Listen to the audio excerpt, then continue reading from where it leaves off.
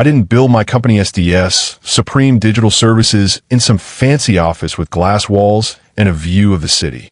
I built it in a spare bedroom.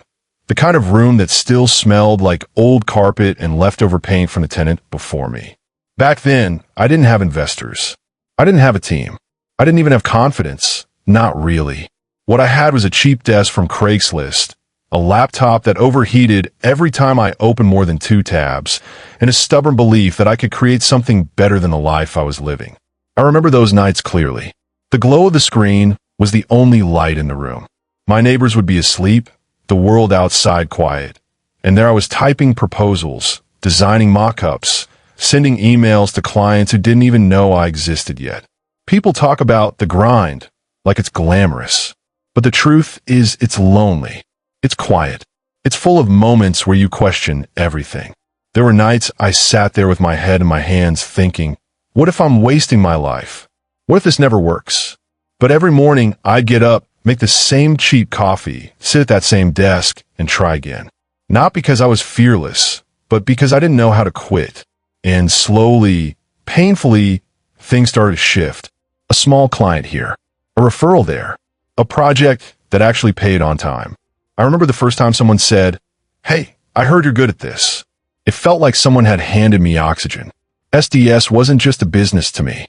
It was proof that I could build something with my own hands. It was the first thing in my life that felt like mine. So, when my cousin Jake finished his graduate program and said he wanted to help, I welcomed him in. I didn't see danger. I didn't see competition. I saw family.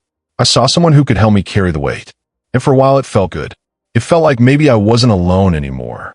But looking back now, I realized something I didn't see then. Sometimes the people who hurt you the most aren't strangers. They're the ones you let closest to the fire.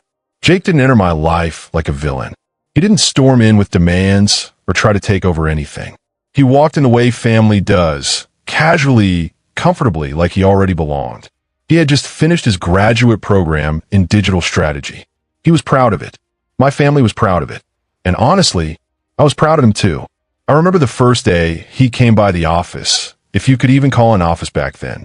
It was a small warehouse/office, 5 employees, and my old laptop that sounded like a jet engine when it got hot. Jake looked around and said, "Man, you built all this?" And I felt something warm in my chest. Validation. Recognition. A moment when someone finally saw the work I had put in. He told me he wanted to help. He said he had ideas. He said he believed in what I was building. And I wanted to believe him. So I let him in. At first, it was small things, organizing files, helping with research, giving feedback on proposals. He was energetic, confident, charismatic. He had that kind of personality that made people lean in when he talked. But then little things started happening. He would schedule meetings without telling me. Clients would call and say, "Oh, Jake told us," as if he were the one running the show. Employees, the few I had at the time, started asking him for approval instead of me. Not because he earned it, but because he acted like he already had it. And every time I tried to address it, he'd laugh it off. "Calm down, man. I'm just helping. Don't be so sensitive. You should be grateful I'm taking things off your plate." And I started to question myself. Was I overreacting? Was I being insecure? Was that a problem? That's the thing about slow betrayals. They don't feel like betrayals at first. They feel like they have misunderstandings, like miscommunications, like things you should be able to fix if you just try harder. But the truth is, I wasn't losing control of my company. I was losing control of the narrative. People started seeing Jake as the visionary, the leader, the future. And me? I became the guy who started it, the one who had a good run, the one who should let someone else take it from here. I didn't say anything. I didn't push back. I didn't want to be the dramatic one in the family. But inside, I felt something shifting, a quiet fear, a whisper that said, "You're being replaced and nobody cares." I didn't know it yet, but the real breaking point was coming. And it would happen in a room full of people who share my blood. I didn't walk into that holiday dinner expecting anything unusual. It was the same house, the same long table, the same relatives who always ask the same questions every year. "How's work? You still doing that computer thing? You eating enough?"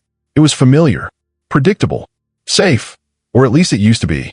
The house smelled like roasted turkey and cinnamon. Kids were running through the hallway. Someone was laughing in the kitchen. It was one of those nights where everything looked warm on the outside, even if you felt cold on the inside.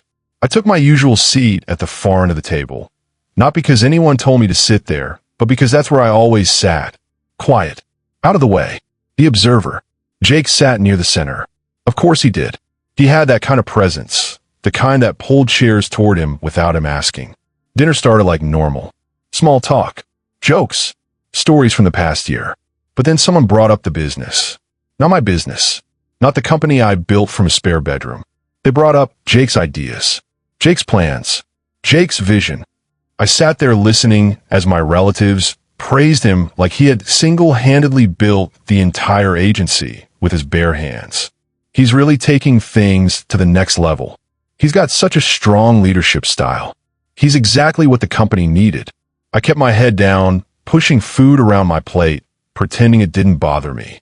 Pretending I didn't hear the way they said the company like it wasn't mine. Then my uncle, the one who always spoke louder than necessary, leaned back in his chair and said the words that hit me like a punch to the chest. Maybe it's time for Jake to start running the company. The room went quiet for a moment. Not because anyone disagreed, but because everyone agreed. I looked around the table, waiting for anyone to say, "Hold on, that's not fair." Or "Lee built that company." Or even, "Let's not talk about this right now." But nobody said a word. They nodded. They smiled. They acted like the decision had already been made. And the worst part? Nobody even looked at me. I felt something inside me crack. Not loudly, not dramatically, but quietly like a hairline fracture you don't notice until the whole thing breaks. I forced a smile. I nodded. I pretended it didn't hurt. But inside, I felt myself shrinking, becoming invisible in a room full of people who share my blood. After dinner, I didn't stay for dessert. I didn't stay for pictures. I didn't stay for the usual family gossip. I just grabbed my coat, said a quick goodbye, and walked out into the cold night air. The drive home was silent. No music, no radio, just me and the sound of my own breathing. I replayed the conversation over and over, each time feeling the sting a little deeper. It wasn't just about the business. It wasn't even about Jake. It was about the realization that the people who were supposed to believe in me didn't. That night, something changed in me. Not all at once, but enough for me to feel it. A shift, a tightening, a quiet promise forming in the back of my mind. A promise that said, if they can't see your worth, you'll build something they can't ignore. I didn't know it yet, but that dinner was the beginning of the end. Not of my career, but of the version of myself that needed anyone's approval to keep going. The breaking point didn't happen in some dramatic showdown. There was no yelling, no slammed doors, no big confrontation. It happened quietly, the same way erosion works, a little at a time, until suddenly the ground beneath you is gone. It was a regular afternoon. Nothing special, nothing unusual. I walked into the office, the real office, not the small warehouse/office anymore, and I remember thinking how far I'd come. The framed certificates on the wall, the hum of computers, the soft chatter of my team working on campaigns. This was the life I built, the life I earned. But that day, something fell off the moment I stepped inside. The hallway was too quiet. The energy felt different, like the air was holding its breath. I walked toward the conference room, and through the glass wall, I saw them, my team, my employees, and the people who had been with me through the hardest years. And standing at the front of the room was Jake. He was presenting a growth plan. My growth plan? His growth plan? I didn't even know anymore. My logo, SDS, was projected behind him, big and bright, like a stamp of approval he hadn't earned. He didn't see me walk in, or maybe he did and chose not to react. I still don't know. He was talking with confidence, pacing the room, pointing at charts, explaining strategies like he was the founder, like he was the one who stayed up all those nights in that spare bedroom, like he was the one who sacrificed years of his life to build this. And my team, they were taking notes, nodding, listening, accepting. Not one person looked surprised to see him leading the meeting. Not one person questioned why he was the one standing there instead of me. I stood in the doorway for a moment, frozen. It felt like watching someone else live my life.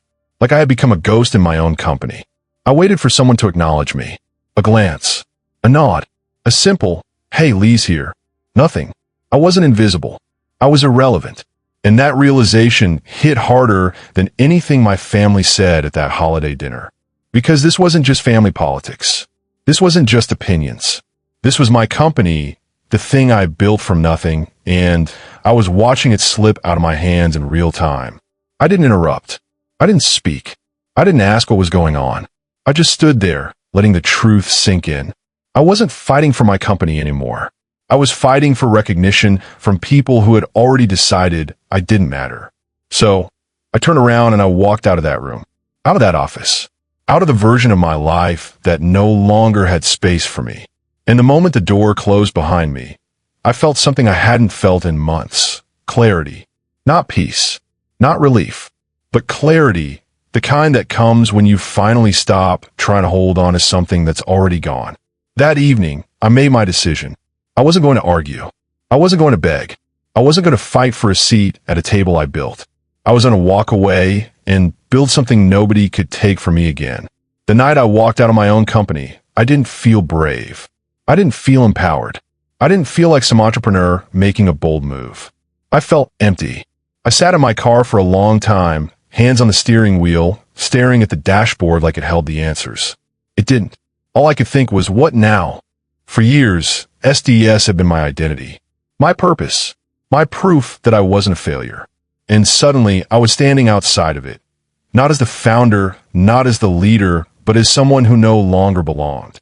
I drove home slowly, letting the silence fill the space where my confidence used to be. When I walked into my apartment, it felt different, smaller somehow, like the walls were closing in. I sat on the edge of my bed and let the reality hit me. I had no plan, no backup, no guarantee that anyone would follow me, no promise that starting over would work. But I also knew one thing with absolute clarity. I couldn't stay where I was. So I did the only thing I knew how to do. I started preparing. Quietly, carefully, without telling anyone. I reached out to my oldest clients, the ones who had been with me since the beginning. Not to complain, not to gossip, just to reconnect, to remind them that I was still here, still working, still committed. Some of them sensed something was wrong. They asked questions I wasn't ready to answer. But they also said things like, "We trust you. You've always taken care of us. Wherever you go, we'll follow." Those words didn't fix everything, but they kept me going. I renewed contracts where I could. I built RSS, Reliable Systems and Services, a separate consulting brand. Something small, something simple, something that didn't require anyone's approval but my own. And slowly, the fear started to shift into something else. Not confidence, not yet, but possibility. The day I officially stepped away from SDS, I felt like I was walking off a cliff. No promises, no safety net. But the moment I landed in my new reality, something unexpected happened. Clients started calling, not out of pity, not out of loyalty to the past, but because they believed in the work I did, not the company name. A handful of long-term clients chose to follow me. They didn't care about the politics. They didn't care about the drama. They cared about the relationship we had built over the years. And that meant everything. The first project I completed under my new brand wasn't glamorous. It wasn't big. But when I sent that final deliverable, I felt something I hadn't felt in a long time. Pride. Not the loud kind. Not the kind you post about online. The quiet kind. The kind that sits in your chest and whispers, "You're going to be okay." From there, things started moving faster than I expected. One client referred another, then another, then another. People weren't just hiring my services. They were telling others about me. They were saying things like, "He actually listens.